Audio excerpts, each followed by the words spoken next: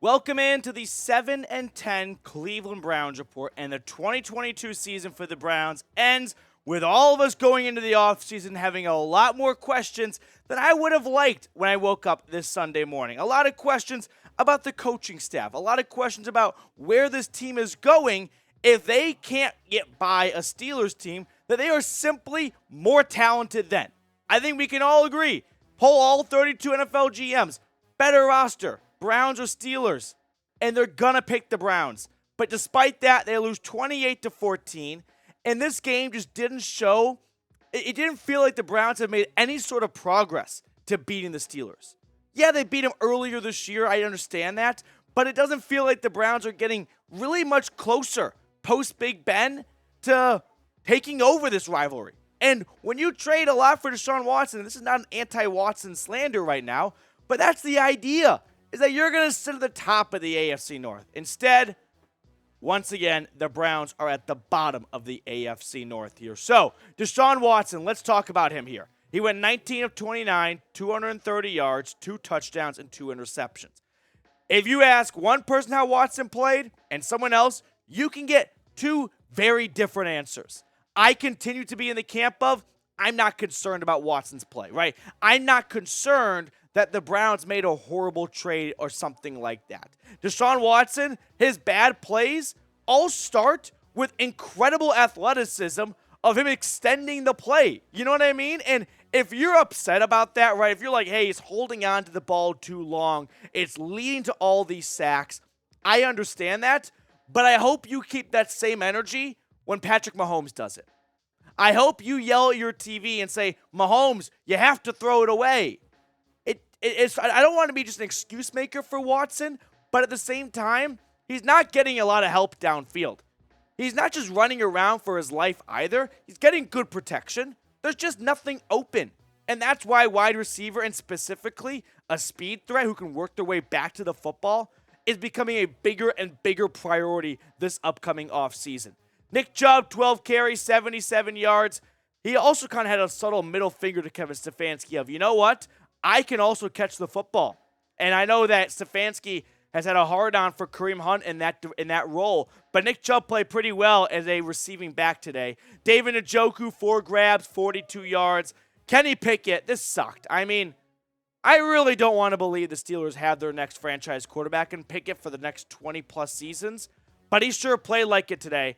13 of 29 doesn't do him justice. That last drive, 3 crucial third down conversions. And we go back to the Browns just being unable to get off the field, right? Time and time again, the Browns had an opportunity to get off the field and give their offense a chance down 6 to go down the field and score. Instead, Kenny Pickett, got to give him credit, he kept the Steelers on the field here. George Pickens, 3 grabs, 72 yards. Probably not Martin Emerson's best game here. Martin Emerson was targeted a whole bunch, no Denzel Ward. So Pickens definitely growing into a rivalry with Emerson for the next 4 years at least, while they're both on their rookie contracts. And I said the moment the Steelers drafted him, the Browns had a chance, and they passed on it, and I hope that doesn't come to bite them in the butt. But Kevin Stefanski, that's what I'm going to spend the rest of today's show on. Does Stefanski deserve a 4th season? This is a different wording of a question, so pay close attention to it. There's a difference of, do you think Kevin Stefanski will return? Should the Browns bring Kevin Stefanski back? I'm asking, does Kevin Stefanski deserve a 4th season? Yes or no? If you just look at what he's done the last 2 years, probably not. And if not for Deshaun Watson, I don't think they should bring him back. But the fact of the matter is, Deshaun Watson is definitely buying him a ticket. Deshaun Watson is definitely keeping Kevin Stefanski around next year, unless something crazy like Sean McVay happens. Because we did learn Andrew Berry is not afraid to make an upgrade. And he saw an opportunity to do that last year with Baker. So, does he see another opportunity this year? Right? Where he goes, Sean McVay's on the market. Sean Payton's on the market. Now, those guys are going to require a trade. The Browns don't have a first-round pick to give up for them. So I think Andrew Berry's hands are kind of tied. He doesn't see a better option, most likely. And for that reason, he's probably going to stick with Kevin Stefanski and hope that this offseason which will be a long offseason. And not in the sense of so much to do, but hopefully so much is accomplished behind the scenes. I'll expand on that thought in just a second, but today's show is brought to you by BetUS. Go to chatsports.com/bet. Use promo code Browns125, and when you do that, BetUS will hook you up with a 125% deposit bonus. In layman's terms, you put $100 in, they'll match that with an additional $25 to spend on the playoffs. So if you've got a good feeling of who's going to win the Super Bowl, I put my future in for the 49ers.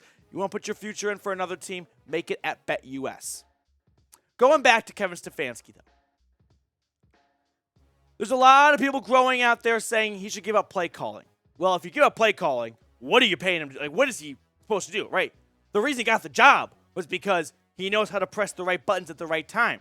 He's a wonder kid with the Denny's menu.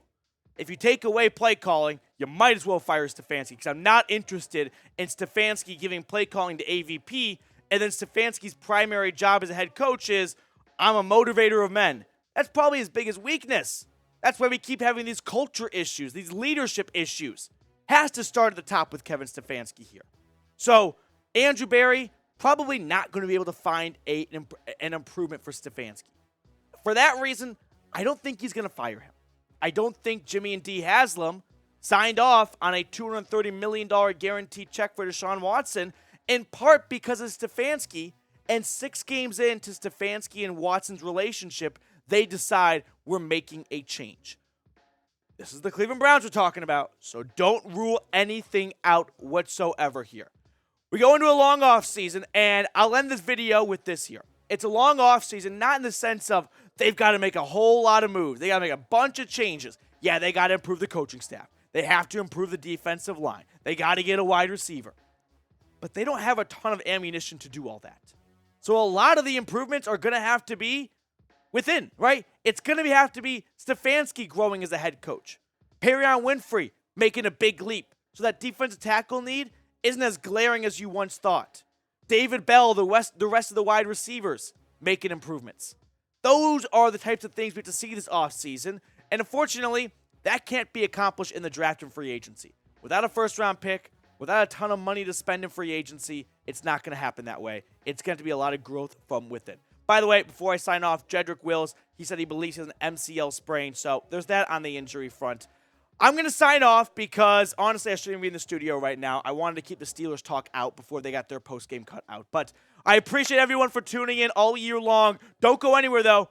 Browns offseason coverage starts right now.